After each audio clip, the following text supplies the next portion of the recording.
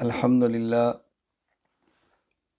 للہ وحدہ لا شریک لہ والصلاة والسلام علی من لا نبی بعدہ وعلی آلہ واصحابہ الذین اوفوا عہدہ اما بعد فاعوذ باللہ من الشیطان الرجیم بسم اللہ الرحمن الرحیم یا ایہا الذین آمنوا اتقوا اللہ وکونوا مع الصادقین اللہم صلی علی محمد وعلی آل محمد کما صلیت علی ابراہیم وعلی آل ابراہیم انک حمید مجید اللہم بارک علی محمد وعلی آل محمد کما بارکت علی ابراہیم وعلی آل ابراہیم انک حمید مجید۔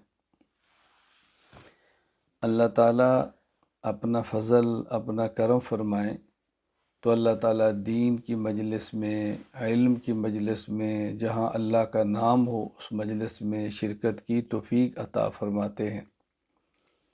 اللہ تعالیٰ کسی شخص کو اپنا نام لینے کی توفیق عطا فرمائے تو اللہ تعالیٰ کا بہت بڑا احسان ہوتا ہے، خصوصاً ایک ایسے دور میں جہاں ہر طرف کفر ہو، شرک ہو، بدعت ہو، رسوم و رواج ہوں، فحاشی اور بے حیائی ہو، اور ہر طرف اللہ تعالیٰ سے دور کرنے کے اسباب اور وسائل استعمال ہو رہے ہوں۔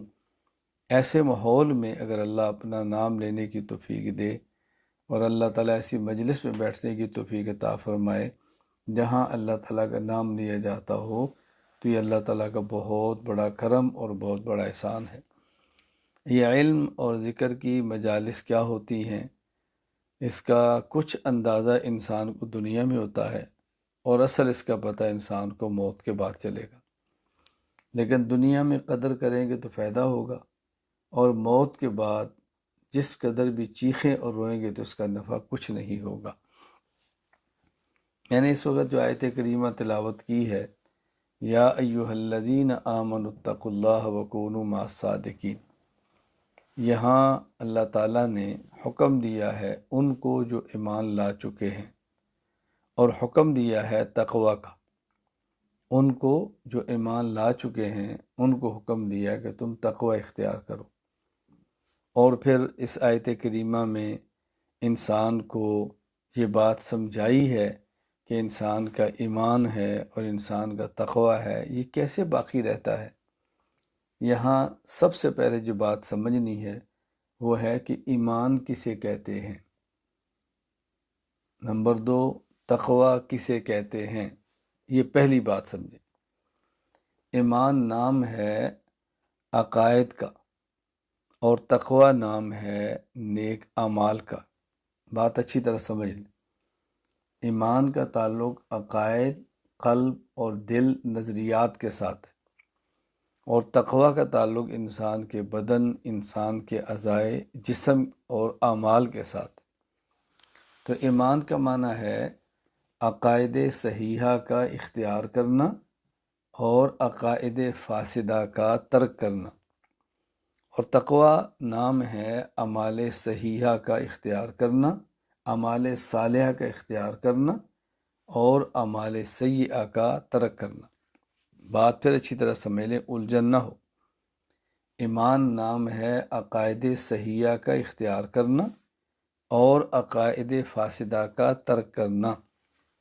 تقوی نام ہے اعمال صالحہ کا اختیار کرنا اور اعمال سیئہ کا ترک کرنا۔ صحیح عقائد اختیار کریں اور فاسد عقائد سے ہم بچیں۔ دیکھیں جب ہم کلمہ طیبہ پڑھتے ہیں اور مسلمان ہوتے ہیں تو ہم پڑھتے ہیں لا الہ الا اللہ، لا الہ الا اللہ۔ اب اس میں 2 چیزیں ہیں کہ جو اللہ ہے، ہمارا خدا ہے، ہمارا معبود ہے، ہم اس کے اقرار کرتے ہیں، اور جو ہمارا اللہ نہیں ہے، ہمارا معبود نہیں ہے، ہمارا خدا نہیں ہے، ہم ان کا انکار کرتے ہیں۔ تو ایمان نام ہے عقائد کا، اور عقائد میں 2 چیزیں ہیں، عقائد صحیحہ کا اختیار کرنا اور عقائد فاسدہ سے بچنا، اس کو ترک کرنا۔ جہاں یہ ماننا ضروری ہے کہ اللہ ہے، اللہ ایک ہے، وہاں یہ ماننا ضروری ہے کہ ایک خدا کے علاوہ کوئی اور ذات عبادت کے لائق نہیں ہے، یہ ماننا ضروری ہے۔ جہاں یہ ماننا ضروری ہے کہ اللہ تعالیٰ عالم الغیب ہے، وہاں یہ ماننا ضروری ہے کہ اللہ کے علاوہ کوئی عالم الغیب نہیں ہے۔ جہاں یہ ماننا ضروری ہے کہ اللہ تعالیٰ حاجت روا ہے، وہاں ماننا ضروری ہے کہ اللہ کے علاوہ کوئی حاجت روا نہیں ہے۔ جہاں یہ ماننا ضروری ہے کہ حضرت آدم سے لے کے حضور اکرم صلی اللہ علیہ وسلم تک 1,24,000 کم و بیش انبیاء یہ نبی تھے، وہاں یہ ماننا ضروری ہے کہ حضور آخری نبی ہیں اور آپ کے بعد کوئی اور نبی پیدا نہیں ہونا۔ جہاں یہ ماننا ضروری ہے کہ انبیاء علیہ السلام معصوم ہیں، وہاں یہ ماننا بھی ضروری ہے کہ نبی کے علاوہ کوئی اور معصوم نہیں ہوتا۔ تو ایمان نام ہے عقائد صحیحہ کا اختیار کرنا اور عقائد فاسدہ کا ترک کرنا، اچھی طرح سمجھ لیں۔ اور تقوی نام ہے اعمال صالحہ کا اختیار کرنا اور اعمال سیئہ سے کو ترک کرنا، اعمال سیئہ سے بچنا۔ اچھی طرح باتیں سمجھ لیں۔ ایک غلط فہمی ایمان کے بارے میں ہوتی ہے اور ایک غلط فہمی تقوی کے بارے میں ہوتی ہے۔ میں سب سے پہلے اس مجلس میں اس کو واضح کروں گا اور یہ غلط فہمیاں دور کروں گا تاکہ الجھنیں ہماری ختم۔ ایمان کے بارے میں غلط فہمی کیا ہوتی ہے کہ عام طور پر لوگ ایمان کیفیت کو سمجھتے ہیں، عام طور پر ایمان کیفیات کو سمجھ لیا جاتا ہے، جبکہ ایمان کیفیت کا نام نہیں، ایمان کمیت کا نام ہے۔ اچھی طرح سمجھیں، اصل جو ایمان نام ہے وہ ہے کمیت کا۔ کمیت اور کیفیت کیا ہے؟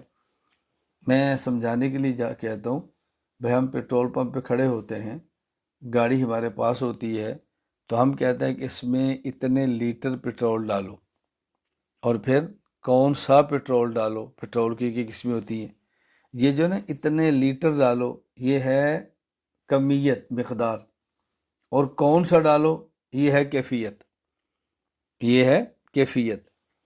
تو ایک کیا ہے کمیت، ایمانیات، کن کن چیزوں پر ایمان لانا ہے، یہ چیز الگ ہے، اور ایک ہے کہ ایمان کی سطح کیا ہو، ایمان کی کیفیت کیا ہو، یہ چیز الگ ہے۔ غلط فہمی یہ ہے کہ بسا اوقات ہم کیفیت کا نام ایمان رکھ دیتے ہیں۔ یہ بات میں کیوں کہہ رہا ہوں؟ مثال کے طور پہ ہم کتنے احکام شرع ہیں اللہ حفاظت فرمائے جس پر عمل نہیں کرتے، اور عمل نہ کرنے کو فسق و فجور، اور یہ نہیں کہتے کہ ہم بے عمل ہیں، ہم اس میں تعویل ایسی کرتے ہیں اور اس میں بات ایسی کرتے ہیں کہ اپنی بے عملی کو بھی چھپا لیتے ہیں اور شریعت کی روح اور مزاج کو بدل کے رکھ دیتے۔ بات اچھی طرح سمجھیں، میں اس کی بڑی عام سی مثال دیتا ہوں۔ اگر کوئی شخص یہ کہے بھئی جہاد فرض ہے، تو ہم کیا کہتے ہیں؟ نہیں، ابھی وہ ایمان نہیں بنا، ابھی وہ ایمان نہیں بنا۔ پھر دلیل کیا پیش کرتے ہیں؟ کہتے ہیں یہ دیکھیں، ایمان پہلے ایمان بنایا گیا تھا اور پھر مدینہ منورہ میں آ کر جہاد فرض ہوا تھا، جب ایمان بنے گا تو پھر فرض ہوگا۔ تو اگر یہی بات کوئی شخص کہہ دے کہ جی میں حج کیوں نہیں کرتا، کیونکہ ابھی ایمان نہیں بنا، پہلے مکہ مکرمہ میں 13 سال ایمان بنا تھا اور اس کے بعد حج فرض ہوا تھا، تو کیا کوئی شخص کہہ سکتا ہے کہ ابھی حج فرض نہیں ہے؟ یہ بات یاد رکھ لیں، ہم نے سمجھا کہ جو ایک کیفیت ہونی چاہیے نا، وہ کیفیت نہیں پیدا ہو رہی۔ جب وہ کیفیت پیدا ہوگی تو پھر فلاں عمل فرض ہوگا۔ احکام شریعت کا مدار ایمان کی کمیت پر ہے، ایمان کی کیفیت پر نہیں ہے۔ احکام شریعت کا مدار ایمان کی کمیت پر ہے، کیفیت پر نہیں ہے۔ کیا مطلب؟ جب کسی شخص نے ان تمام چیزوں کو مان لیا جو رسول اکرم صلی اللہ علیہ وسلم لائے ہیں، وہ مومن ہو گیا۔ اب اس کے ذمے ہے نماز پڑھنا، اس کے ذمے ہے حج کرنا، اس کے ذمے ہے زکوٰۃ دینا، یہ سب اس کے ذمے۔ باقی کیفیت اتنی ہوگی تو پھر عمل فرض ہوگا، ایسا ہرگز نہیں۔ تو احکام اسلام کی بنیاد ایمان کی کمیت ہے، ایمان کی کیفیت نہیں۔ ورنہ کوئی شخص کہہ دے گا بھی نماز کیوں نہیں پڑھتے، میرے بھی وہ کیفیت نہیں ہے جو ایمان کے لیے کیفیت ہونی چاہیے، جیسے صحابہ کرام کی تھی، لوگ نماز بھی لوگ چھوڑ دیں گے۔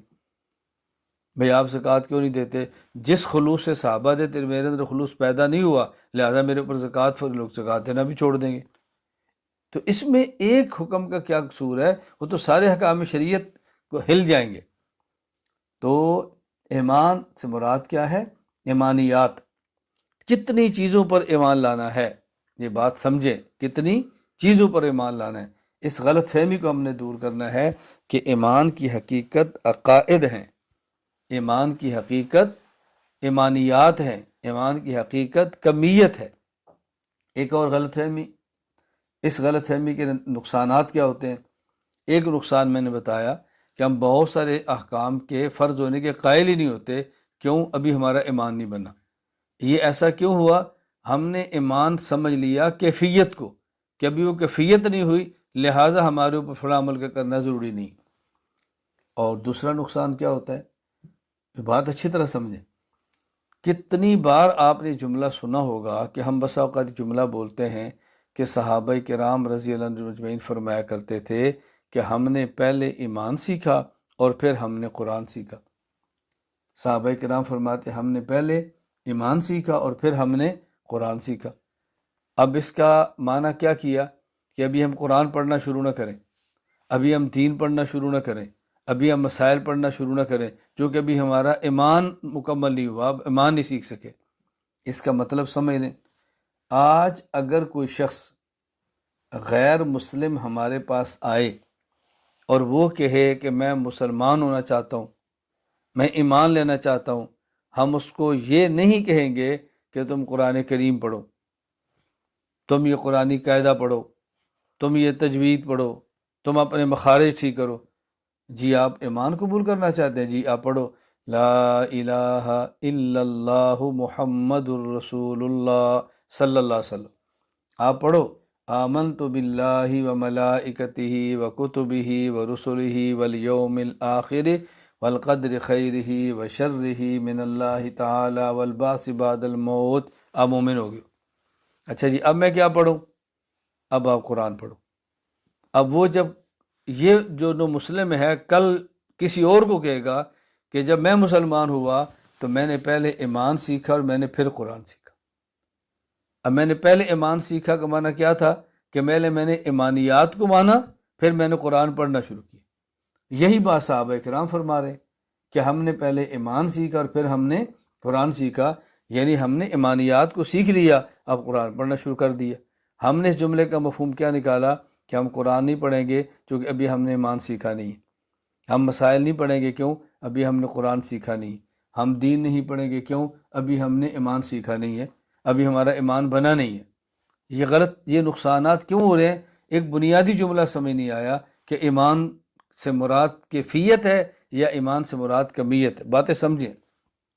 اسی طرح اس کو نہ سمجھنے کا نقصان کیا ہوا؟ قرآن کریم میں ہے فَإِنْ آمَنُوا بِمِثْلِ مَا آمَنْتُمْ بِهِ فَقَدِ اهْتَدَوْا وَإِنْ تَوَلَّوْا فَإِنَّمَا هُمْ فِي شِقَاقٍ فَسَيَكْفِيكَهُمُ اللَّهُ وَهُوَ السَّمِيعُ الْعَلِيمُ۔ قرآن کریم نے صاف لفظوں میں اعلان کیا کہ یہ جو کافر ہیں یہ ہدایت اس وقت لا سکتے ہیں جب ان کا ایمان صحابہ جیسا ہو، یعنی اگر کسی شخص کا ایمان صحابہ جیسا نہیں ہوگا تو اس کو ہدایت نہیں ملے گی۔ ہدایت تب ملے گی جب ایمان صحابہ جیسا ہوگا۔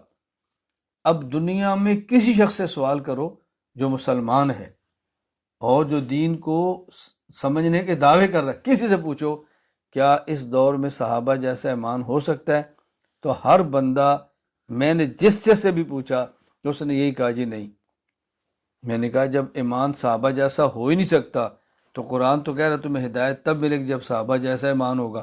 تو اس کا معنی کہ قرآن کریم ایک ایسی بات پر عمل کرنے کا حکم دے رہا ہے جو بندے کے اختیار میں نہیں۔ یہ کیسے ممکن ہے؟ یہ کیسے ممکن ہے کہ قرآن ایک ایسی بات کا حکم دے، اللہ ایک ایسی بات کا حکم دے جو بندے کے اختیار میں نہ ہو؟ اگر صحابہ جیسا ایمان ممکن ہی نہیں ہے تو اللہ کیوں فرماتے ہیں کہ ہدایت تب ملے گی جب ایمان صحابہ جیسا ہوگا؟ میں جس سے پوچھتا ہوں وہ یہی بات کہتے ہیں۔ کیا کہتے ہیں؟ دو باتیں۔ ہاں بھائی صحابہ جیسا ایمان ہوگا تو ہدایت ملے گی، جی ہاں۔ صحابہ جیسا ایمان ممکن ہے، جی نہیں۔ تو جب صحابہ جیسا ایمان ممکن ہی نہیں تو اللہ کیوں فرما رہے ہیں صحابہ جیسا ایمان ہوگا تو پھر ہدایت ملے گی؟ یہ غلط فہمی کیوں پیدا ہوئی؟ ایمان نام تھا عقائد کا، ایمان نام تھا ایمانیات کا، ہم نے ایمان نام سمجھ لیا کیفیات کا۔ اللہ تعالیٰ یہ سمجھا رہے ہیں کہ تمہیں ہدایت اس وقت ملے گی جب تم وہ تمام چیزیں مانو گے جو صحابہ کرام نے مانی ہیں رضی اللہ عنہ۔ جب تم اس تمام چیزیں مانو گے جو صحابہ کرام نے مانی ہے، فَإِنْ آمَنُوا بِمِثْلِ مَا آمَنْتُمْ بِهِ فَقَدِ اهْتَدَوْا۔ جب تک تم نے صحابہ جیسا ایمان نہیں لانا، کیا مانا؟ کہ جن چیزوں کو صحابہ نے مانا تم نے وہ سب چیزیں نہیں ماننی تو ہم تمہیں ہدایت یافتہ نہیں شمار کریں گے۔ جن چیزوں پر صحابہ ایمان لائے نہ تم ان میں کوئی ایک کم کر سکتے ہو اور نہ ہی تم اس میں کسی کا اضافہ کر سکتے، وہ ساری مانو گے تو پھر ایمان قبول ہوگا۔ اب دیکھو بات کتنی واضح ہوگی۔ ایک ہے کہ جو پیغمبر کی صحبت کی برکت سے، پیغمبر کی صحبت کی برکت سے جو صحابہ کی کیفیت تھی وہ ہماری نہیں ہو سکتی، اور ایک ہے جن چیزوں کو صحابہ نے مانا تھا ان کو ہم مان سکتے ہیں اور ان سب کو ہم نے ماننا ہے، ورنہ مومن کیسے ہوں گے؟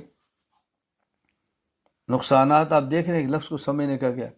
اچھا ایک اور نقصان سمجھے، چوتھا، ہم بحمد اللہ تعالی اہل السنت والجماعت ہیں اور ہم حنفی ہیں، حضرت امام اعظم ابو حنیفہ رحمہ اللہ کے مقلد ہیں۔ یہ بات میں ڈنکے کی چوٹ پہ کہتا ہوں اور یہ بات اعلانیہ کہتا ہوں، سر اٹھا کے کہتا ہوں، سر جھکا کے اور شرمندگی سے وہ کہتے ہیں کہ جن کو پتہ ہی نہیں امام حنیفہ کیا تھے، جن کو پتہ ہی نہیں حنفیت کیا ہے، جو اپنے دلائل سے کوسوں دور ہیں، ان کو جھجک آتی ہے۔ جھجک کس بات کی ہے؟ کس بات کی جھجک ہے؟ ہم حنفی ہیں، امام ابو حنیفہ رحمہ اللہ کے مقلد ہیں اور فقہ حنفی کو ہم اپناتے ہیں، کتنی آسان سی بات ہے۔ اب ایک بہت بڑا اعتراض اس دور میں کیا جاتا ہے، اعتراض کیا کرتے ہیں کہ جی حضرت امام اعظم ابو حنیفہ رحمۃ اللہ علیہ اپنی عقائد کی کتاب الفقہ الاکبر میں فرماتے ہیں ایمان اہل السماء والارض لا یزید ولا ینقص، کہ مومن کا ایمان نہ بڑھتا ہے نہ ہی کم ہوتا ہے، جبکہ یہ امام حنیفہ کی عبارت، یہ ان کا نظریہ، یہ قرآن کریم کے خلاف ہے۔ قرآن کریم میں اللہ تعالیٰ فرماتے ہیں کہ زادہم ایمانا، صحابہ کرام کا ایمان بڑھتا تھا، زادتہم ایمانا، جب آیات اترتی تو ایمان میں اضافہ ہوتا تھا، تو جب اضافہ ہونے کا معنی ہے کہ کمی بھی ہوتی تھی نا، تو قرآن سے اضافہ اور کمی ثابت ہو رہی ہے۔ امام حنیفہ فرماتا ہے نہ کم ہوتا ہے نہ زیادہ ہوتا ہے، تو یہ ابو حنیفہ کا عقیدہ قرآن کے خلاف ہے، تو ہم فوراً تذبذب کا شکار ہو جائیں گے، تسلسل کا شکار ہو جائیں گے، اور پھر پٹھی کیسی پڑھائی جاتی ہے، آخر وہ بھی انسان تھے، ان سے بھی غلطی ہو سکتی ہے، جو صحیح بات ہے وہ قبول کر لیں، جو غلط بات ہے وہ چھوڑ دیں۔ یہ اتنی غلط بات کہ قرآن کے خلاف ہو، کسی شخص کا نظریہ قرآن کے خلاف ہو، وہ تو مومن ہی نہیں ہوتا، اس کو امام کہاں سے ماننا ہے؟ بات اچھی طرح ذہن نشین فرما لیں۔ جب یہ بنیاد آپ نے سمجھ لی کہ ایمان نام ہے عقائد کا، کمیت کا، ایمانیات کا، کیفیت الگ چیز ہے، اب ساری الجھنیں دور ہو گئیں کہ حضرت امام اعظم ابو حنیفہ رحمہ اللہ جو فرما رہے ہیں ایمان اہل السماء والارض لا یزید ولا ینقص، کہ مومن کا ایمان نہ بڑھتا ہے نہ کم ہوتا ہے، اس کا مراد ایمانیات، کمیت، مقدار، یعنی مومن ایسا نہیں ہوتا کہ کچھ چیزوں کو مان لے، کچھ کا اضافہ کر دے، کچھ کو چھوڑ دے، کچھ کا اضافہ کر دے، یعنی ایسا نہیں ہو سکتا کہ مومن کچھ چیزوں کا ایمانیات میں اضافہ کر دے یا مومن کو ایمانیات میں کچھ چیزوں کا کم کر دے، ایسا نہیں ہوگا۔ مومن ہونے کے لیے تمام ایمانیات کو ماننا ضروری ہے، کسی ایک کی نہ کمی ہو سکتی ہے نہ کسی ایک کا اضافہ ہو سکتا ہے۔ اور جو قرآن کریم میں زادہم ایمانا اور قرآن کریم میں زادہم ایمانا، زادت ایمان، اس کا معنی یہ ہے کہ ان کی ایمانی کیفیت بڑھتی تھی، کبھی اوپر کبھی نیچے۔ تو جہاں قرآن کریم بڑھنے کی بات کرتا ہے وہ ایمان کی کیفیت ہے۔ جو امام حنیفہ فرماتا ہے ایمان نہ بڑھتا ہے نہ کم ہوتا ہے، اس سے مراد ایمان کی کمیت، مقدار، ایمانیات ہے۔ اب کیا اشکال ہے؟ اور یہ صحابہ کرام میں تھا۔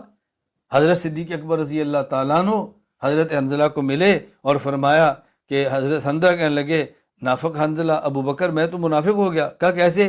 کہا رسول اللہ صلی اللہ علیہ وسلم مجلس میں ہوں کیفیت اور ہے، گھر آتا ہوں کیفیت اور ہے. صدیق اکبر نے فرمایا یہ حالت تو میری بھی ہے. اللہ کے نبی خدمت میں گئے تو رسول اللہ صلی اللہ علیہ وسلم سے پوچھا تو آپ نے فرمایا کہ دیکھو جو ایمانی کیفیت تمہاری میرے پاس ہے، یہی کیفیت بیوی بچوں کے پاس اور بازار میں ہو تو پھر تو تمہارا ایمان صحابہ جیسا ہو گیا. کیوں؟ کیا مطلب؟ صحابہ کرام تم سے مصافحہ کریں گے یعنی تمہارا ایمان تو پھر صحابہ کی طرح، تمہارا ایمان تو فرشتوں کی طرح ہو گیا. اللہ کے نبی فرما رہے ہیں اگر یہی کیفیت ہو جو تمہاری کیفیت میری مجلس میں ہے، یہی کیفیت گھر ہو، یہی بچوں کے پاس ہو، یہی کیفیت تمہاری بازار میں ہو تو پھر کیا ہوگا؟ تمہارا ایمان تو سمجھو کہ پھر فرشتوں کی طرح ہو گیا نا، کیونکہ فرشتے کا ایمان ایک جگہ پہ ہے، نہ اس کیفیت اوپر جاتی ہے نہ نیچے. پیغمبر کیفیات میں مسلسل اضافہ ہوتا ہے اور عام امتی کیفیت کبھی اوپر کبھی نیچے. ابھی دیکھیں ہم یہاں بیٹھے ہیں تو کیفیت اور ہوگی، یہاں بیٹھے ہیں تو کیفیت اور ہوگی، اور جب کسی گندے ماحول میں جائیں گے کیفیت اور ہوگی. اچھے ماحول میں کیفیت اچھی ہوتی ہے، گندے ماحول میں کیفیت گندی ہو جاتی ہے. بات اچھی طرح سمجھ لیں. تو ایمان کے بارے میں یہ نقطہ نظر میں واضح کرنا چاہتا ہوں. ایمان نام ہے عقائد کا، عقائد سیاح کو اختیار کرنا اور عقائد فاسدہ کو ترک کرنا. کیفیت کی بنیاد پر احکام فرض نہیں ہوتے، کمیت کی بنیاد پہ احکام فرض ہوتے ہیں. یا ایہا الذین آمنوا ادخلوا فی السلم کافہ، ایمان لے آئے جی، فرمایا اب اسلام قبول کرو، مکمل اسلام میں داخل ہو. کوئی شخص یہ نہیں کہہ سکتا کہ میں فلاں حکم مانتا ہوں فلاں نہیں مانتا، فلاں مانتا ہوں فلاں نہیں مانتا، کوئی نہیں کہہ سکتا. ہاں یہ ہو سکتا ہے مجھ سے فلاں عمل ہو رہا ہے فلاں نہیں ہو رہا، اعتراف کرے بھی میں فاسق ہوں، میں گناہ گار ہوں، مجھ سے عمل میں غلطی ہو رہی ہے، دعا کرے اللہ تعالیٰ مجھے مکمل اعمال کرنے کی توفیق عطا فرمائے. یا ایہا الذین آمنوا، میں نے کہا تھا ایک تو ایمان کے بارے میں ہونے والی غلط فہمی کو دور کریں.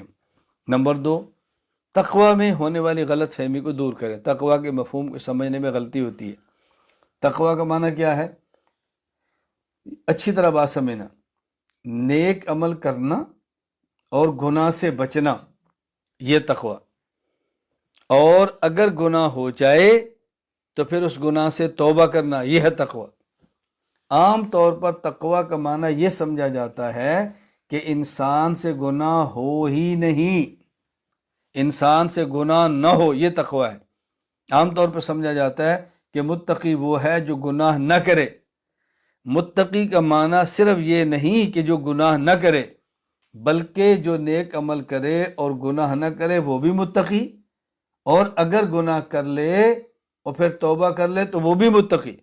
تو تقوی کا معنی صرف گناہ نہ کرنا نہیں بلکہ گناہ کر کے توبہ کرنا، یہ بھی تقوی کے اندر شامل ہے. قرآن کریم میں ہے، اللہ تعالیٰ فرماتے ہیں سارعوا الی مغفرۃ من ربکم وجنۃ عرضها السماوات والارض اعدت للمتقین الذین ينفقون فی السراء والضراء والکاظمین الغیظ والعافین عن الناس واللہ یحب المحسنین والذین اذا فعلوا فاحشۃ او ظلموا انفسهم ذکروا اللہ.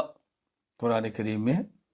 سبحان اللہ، کس طرح اللہ نے بات کھولی ہے کہ دیکھو تم مغفرت اور جنت کی طرف دوڑو، جنت کی طرف دوڑو. آگے کیا فرمایا؟ وہ جنت کیا ہے؟ اللہ اکبر، دوڑو اس کی طرف. اعدت للمتقین، یہ جنت تیار کی گئی ہے متقین کے لیے. متقین کون ہیں؟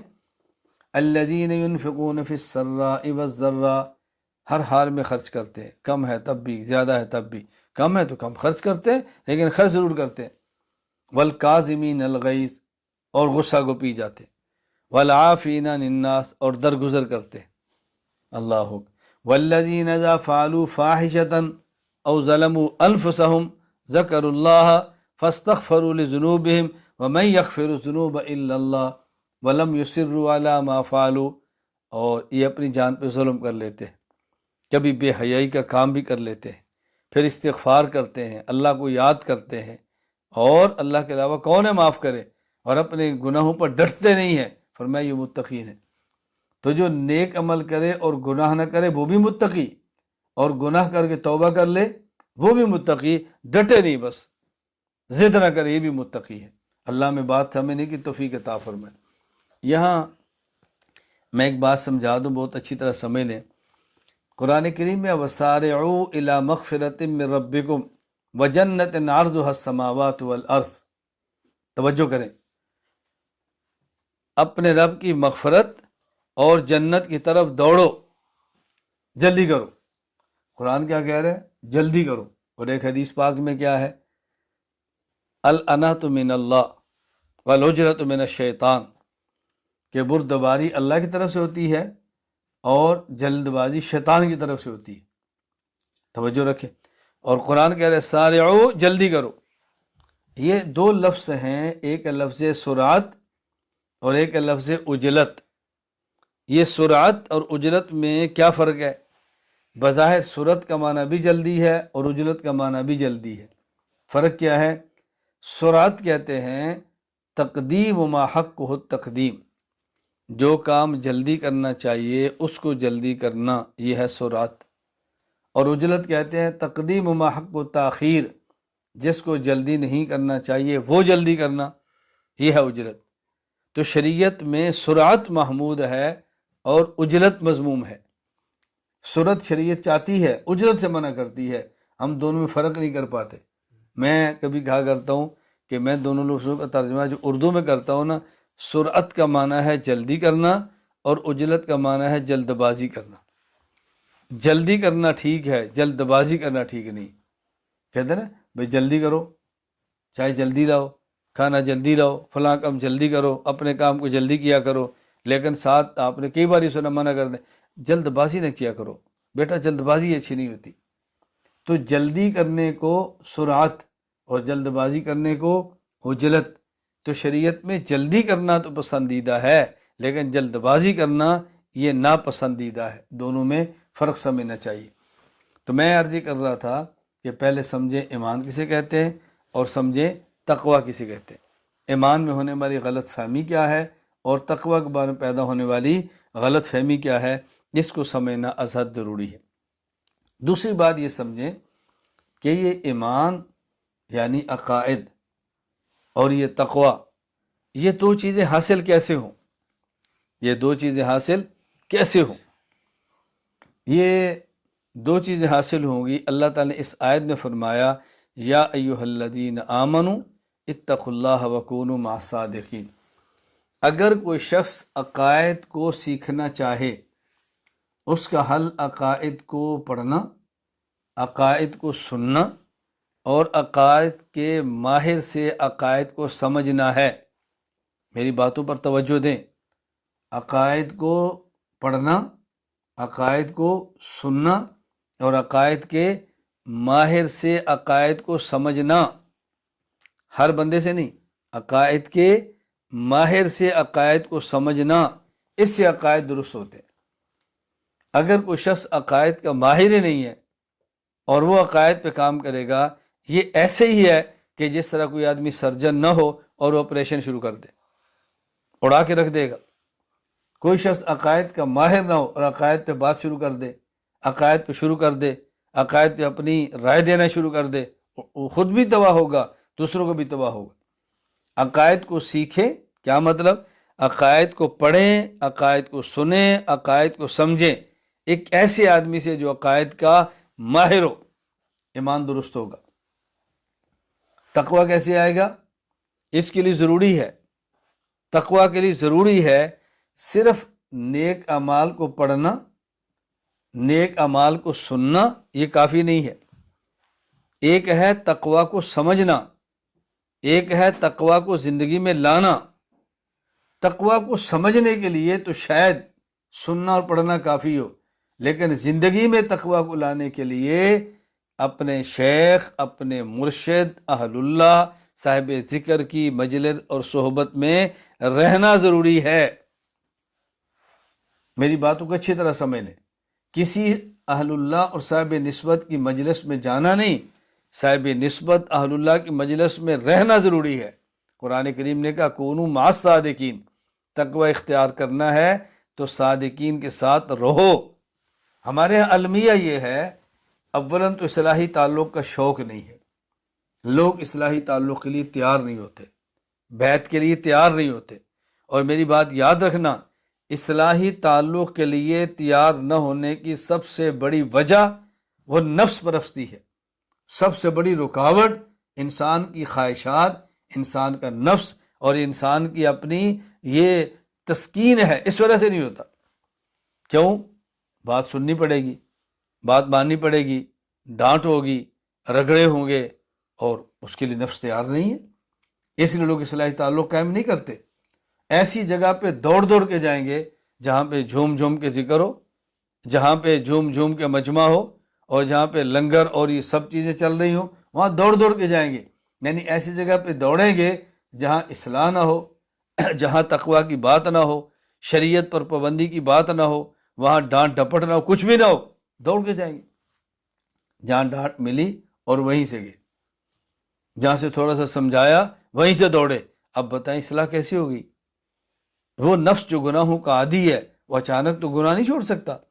آپ نے دیکھا اگر کوئی شخص شوگر کا مریض ہو اور اس کی شوگر اتنی بڑھ جائے کہ ہارٹ اٹیک ہونے کا خدشہ ہو، وہ پھر بھی چینی نہیں چھوڑتا، اس سے پھر بھی میٹھی چینی چلانا کتنی مشکل ہے۔ یعنی اس کو نظر آ رہا ہے کہ میرے شوگر کے بڑھنے سے میرے اوپر کیا مصیبت آفت آنے والی ہے، پھر بھی کبھی چاکلیٹ چکھنا ہے، کبھی ٹافی کھا لینی ہے، کبھی کھجور کھا لینی ہے، کبھی کچھ کھا لینا ہے، تھوڑی تھوڑی سمجھ کے لگے رہیں گے۔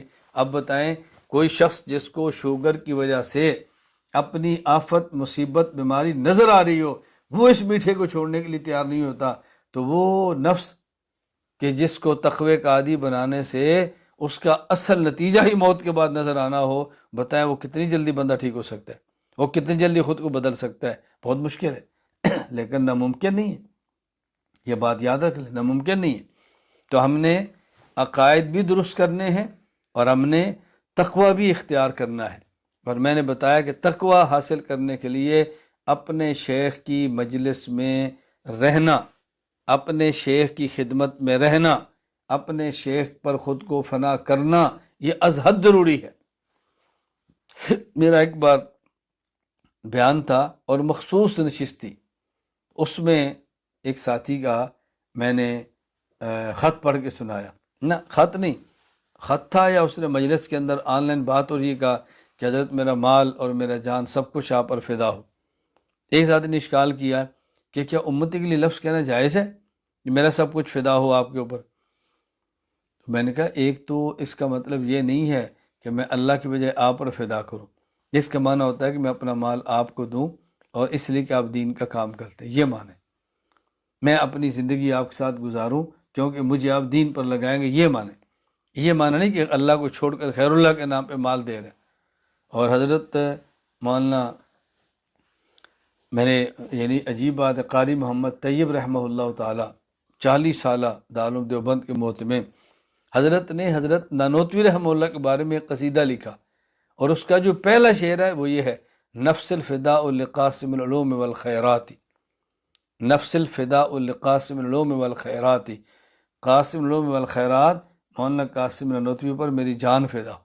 اب اس کا معنی یہ تھوڑا ہے کہ اللہ کو چھوڑ کر ان کو سجدے شروع کریں گے، مقصد یہ ہے کہ میں سب کچھ فدا کروں، کیا انہیں دین کی خدمات سر انجام دی ہیں۔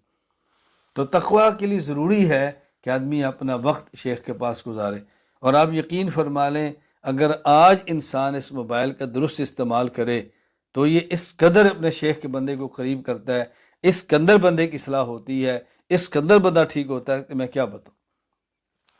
میں رات بھی علماء کرام سے مجلس میں گفتگو کر رہا تھا اور میں ان کو یہ بات سمجھا رہا تھا کہ دیکھیں یہ جو موبائل ہے اس کا صحیح استعمال دور والے کو قریب کر دیتا ہے اور اس کا غلط استعمال قریب والے کو دور پھینک دیتا ہے۔ صحیح استعمال دور والے کو قریب کر دے گا اور غلط استعمال قریب والے کو دور کر دے گا، یہ برباد کر کے رکھ دیتا ہے۔ تو ہم نے اپنے عقائد بھی درست کرنے ہیں اور ہم نے تقوی بھی حاصل کرنا ہے۔ تیسری بات یہ سمجھیں کہ ہم نے دنیا میں موت تک جو وقت گزارنا ہے اس کا نام ہے زندگی۔ اس زندگی کو ہم نے گزارنا ہے آداب کے ساتھ، اس زندگی کو بغیر آداب کے نہ گزاریں۔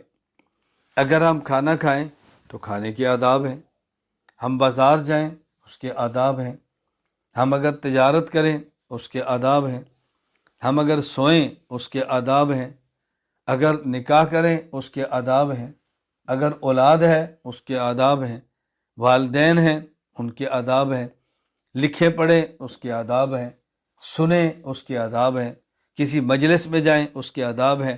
اللہ اکبر!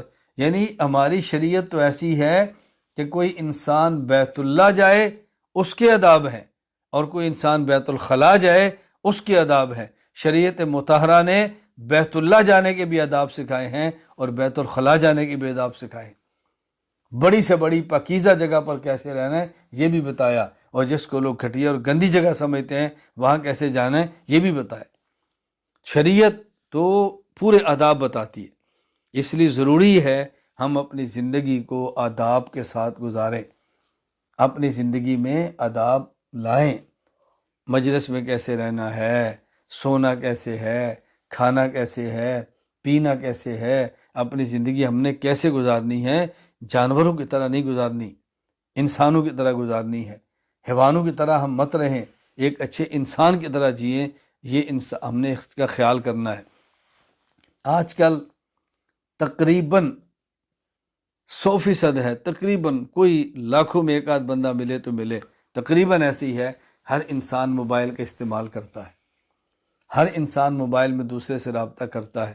میں پوری دنیا کی بات نہیں کرتا، میں اپنی اور اپنے متعلقین کی بات کرتا ہوں کہ دیکھیں، میں 2-3 باتیں عرض کر اس کو ذرا اچھی طرح سمجھ لیں۔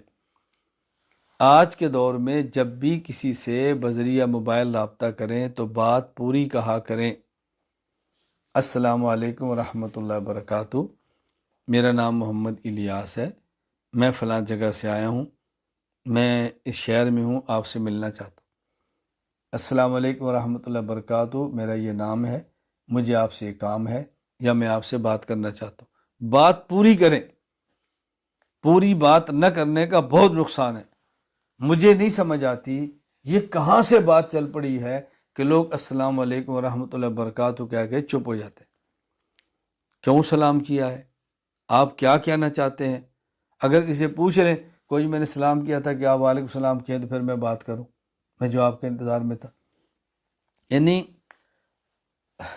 میں رات کہہ رہا تھا کہ مجھے کل ایک صاحب کا میسج آیا السلام علیکم ورحمۃ اللہ وبرکاتہ، اب ظاہر ہے میں سویا ہوں تو میں آج دیکھوں گا، میں لکھ دوں وعلیکم السلام ورحمۃ اللہ وبرکاتہ، وہ اپنے کام میں ہوں گے، پھر وہ شام کو دیکھ لیں گے کہ میں آپ سے بات کر سکتا ہوں، پھر میں مصروف ہو جاؤں گا تو میں پرسوں دیکھ لوں گا، جی ہاں کر سکتے ہیں، ان کے پھر فون آ جائے گا، جی میں کب کال کروں، جی جب چاہیں کریں، وہ جب چاہیں کریں گے تو اگر فون پہ بات نہیں ہوگی، اب بتاؤ 3 دن گزر جائے گی۔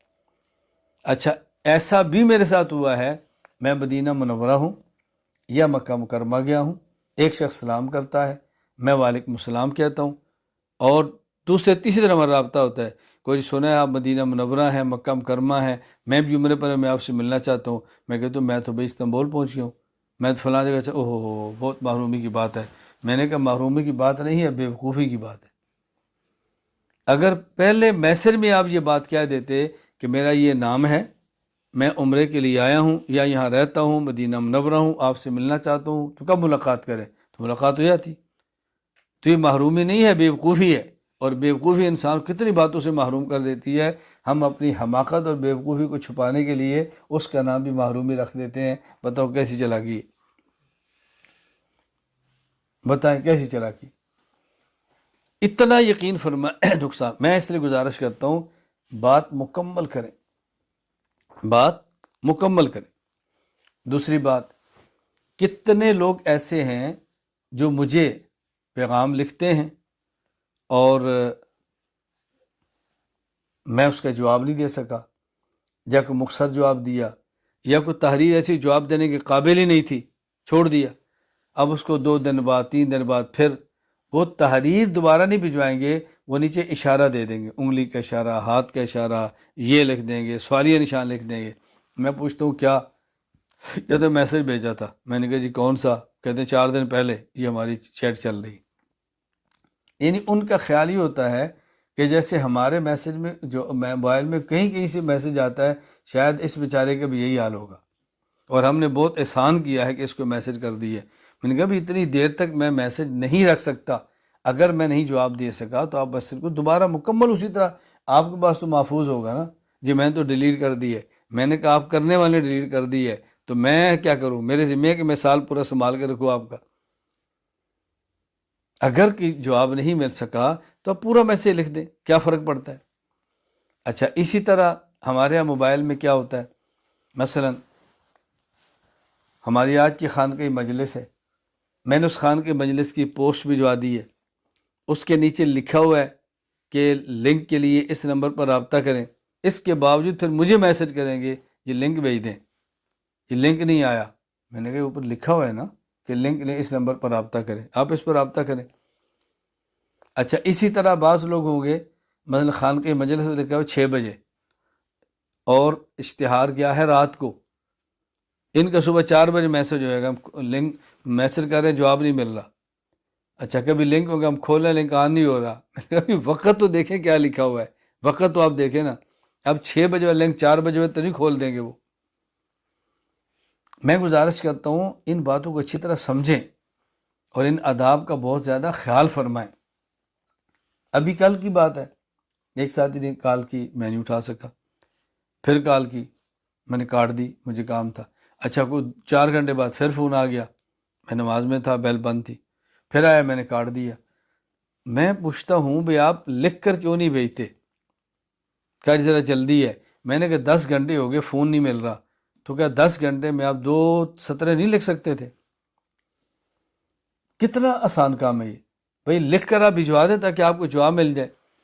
ابھی چند دن قبل میں ایک سفر میں تھا تو مجھے ایک صاحب ملے، تو کہا جی بس مجھے نا اردو لکھنا نہیں آتا، اس لیے میں بہت معذرت خواہ ہوں کہ لکھ کر آپ سے بات نہیں کر سکتا۔ میں نے کہا چلو آپ کو اردو لکھنا نہیں آتا ہوگا، آپ کو سچ بولنا تو آتا ہے نا؟ جی، تو میں نے کہا جھوٹ بولنا چھوڑ دیں۔ کیا مطلب؟ میں نے کہا آپ کے موبائل میں ٹرانسلیٹر ہے؟ جی ہے۔ میں نے کہا اردو میں ترجمہ نہیں کرتا؟ جی کرتا ہے۔ میں نے کہا آپ کیوں کہتے ہیں مجھے لکھنا نہیں آتا؟ یہ مجھ جیسا کوئی بندہ کہ جو دیہاتی ہے، کوئی جو مولوی ہے، جو اسکول کالج میں کبھی نہیں گیا، تو کوئی بات سمجھ آتی ہے؟ آپ جیسا بندہ جو ہر وقت موبائل میں گھسا ہوا ہے، آپ بھی یہ بات کہتے ہیں، کیا مشکل ہے؟ آپ موبائل ہاتھ میں رکھیں، وائس کریں، وہ لکھنا شروع کر دے گا، آپ بند کریں وہ لکھ کے ہمیں بھیج دے گا، اس میں کیا مشکل ہے؟ پھر میں نے ان سے کہا، میں نے کہا مجھے بتائیں کہ آپ ملازمت کے لیے یہاں آئے ہیں، ملازمت کے لیے آئے ہیں، اور خدا کی شان یہ کہ آپ نے اردو زندگی میں کبھی نہیں بولی، اور کمپنی میں آپ کو بہت اچھی جاب مل رہی ہے، لیکن وہ کمپنی والے کہتے ہیں ہماری شرط ہے کہ آپ ہمیں جو درخواست لکھو وہ اردو زبان میں لکھو، آپ لکھ لیں گے؟ کہا جی ہاں۔ میں نے کیسے لکھ لیں گے آپ؟ کہ وہ آپ کو پتہ ہے نا جاب ملنی ہے، آپ خود لکھیں گے، ٹرانسلیٹر سے لکھیں گے، کسی بندے سے لکھوائیں گے، وکیل سے جیسے بھی ہے، لیکن چونکہ عقیدے اور اعمال کی فکر نہیں ہے، جی میں اردو میں لکھ نہیں سکتا، میری اردو بڑی کمزور ہے۔ میں نے کہا بھائی تمہاری اردو کمزور ہے، ٹرانسلیٹر کی کمزور نہیں ہے، تمہاری اردو کمزور ہے، اس موبائل کی تو کمزور نہیں ہے، جس کی مضبوط ہے اسے لکھوا لو، کیا مشکل ہے؟ میں گزارش کرتا ہوں ان آداب کو سمجھو، ورنہ انسان کو نفع نہیں ہوتا، ورنہ انسان کو نفع نہیں ہوتا۔ اللہ تعالیٰ مجھے اور آپ سب کو عمل کی توفیق عطا فرمائے۔ میں آج کی مجلس کی آخری بات عرض کرتا ہوں، اور میں یہ بڑی تاکید سے کہتا ہوں اور ہمیشہ کہتا ہوں، 2 باتوں کا بہت زیادہ اہتمام فرمائیں۔ نمبر 1 صحبت اہل اللہ، نمبر 2 کثرت ذکر اللہ۔ اہل اللہ کی صحبت میں رہنا سیکھیں، صحبت میں آنا جانا نہیں، صحبت میں رہنا سیکھیں، صحبت میں خدمت کرنا سیکھیں، صحبت میں رہ کے ڈانٹ ٹپٹ سہنا سیکھیں، صحبت میں رہنا سیکھیں، اور جب صحبت میں نہ ہوں تو پھر کثرت ذکر اللہ کرنا سیکھیں۔ جب اپنے شیخ سے دور ہوں تو شیخ کا دیا ہوا ذکر کریں، اور جب شیخ کے ہاں آ جائیں تو پھر اذکار کو چھوڑیں، پھر اس شیخ کی بات سنیں، ان کی مجلس میں بیٹھیں، ان کی خدمت میں لگے رہیں، تو آپ دیکھیں کتنا فرق پڑتا ہے۔ میں کئی ایک مجالس کی بات کرتا ہوں، بس اوقات سالک، مرید، معتقد، طالب وہ سفر کر کے اپنے شیخ کے پاس آتا ہے، بجائے اس کے کہ وہ شیخ کے پاس رہ کر ذکر، تلاوت، نوافل، مطالعہ، دین کی باتیں اس میں لگا رہتا، وہاں رہ کر بھی وہ بس اوقات انہی مصروفیات میں مشغول رہتا ہے جس میں اپنے گھر میں رہتا تھا۔ وہی گپیں، وہی غیبت، وہی بزنس، وہی موبائل، وہی ڈرامے، وہی سارا کچھ۔ مجھے آپ بتائیں اس کا نفع ہو سکتا ہے؟ کوئی انسان لاکھوں روپیہ خرچ کر کے بیت اللہ جائے اور وہاں جا کر بھی طواف کرنے کے بجائے اپنے ملک کی خبریں سنتا رہے مطاف میں بیٹھ کر، اس کو کیا نفع ہوگا؟ اگر وہاں بیت اللہ کے پاس بیٹھ کر بھی وہ اپنے موبائل سے ڈرامے دیکھتا رہے، اس کو کیا نفع ہوگا؟ اب اس میں قصور کو بیت اللہ کا ہوگا، الیاذ باللہ، اللہ معاف فرمائے، کو طواف کا قصور ہے، قصور اپنا ہے کہ ہم وہاں کعبہ میں جا کر بھی نہیں تبدیل ہوئے، اور میں وہ باتیں کہتا ہوں جو میں اپنی آنکھوں سے دیکھتا ہوں، وہاں جا کر بھی وہی موبائل، یعنی ہم نے تو یہاں تک دیکھا ہے۔ اللہ تعالیٰ مجھے بھی معاف فرمائے، اللہ تعالیٰ آپ کو بھی معاف فرمائے، اللہ ہماری حفاظت فرمائے، یہاں تک میں آنکھوں دیکھی بات کہہ رہا ہوں، اتنا لمبا سفر کیا، ادھر سے طواف کا احرام کھولا، ادھر کمرے میں بیٹھے، ادھر ساری ٹی وی آنے، اور حرم مکہ میں۔ اب بتائیں اس عمرے سے کیا نفع ہوگا؟ قلبی کیفیات کیسے ٹھیک ہوگی؟ گناہوں سے جان کیسے چھوٹے گی؟ اللہ کی محبت دل میں کیسے بیٹھے گی؟ اور یہ چیزیں پیدا کب ہوتی ہیں؟ کچھ عرصہ شیخ کی صحبت میں رہ کے ان بری عادات سے جان چھوٹ جائے گی، پھر زندگی بھر کا مسئلہ آسان ہو جائے گا۔ اللہ تعالیٰ مجھے اور آپ سب کو عمل کرنے کی توفیق عطا فرمائے۔ وآخر دعوانا الحمد للہ رب العالمین۔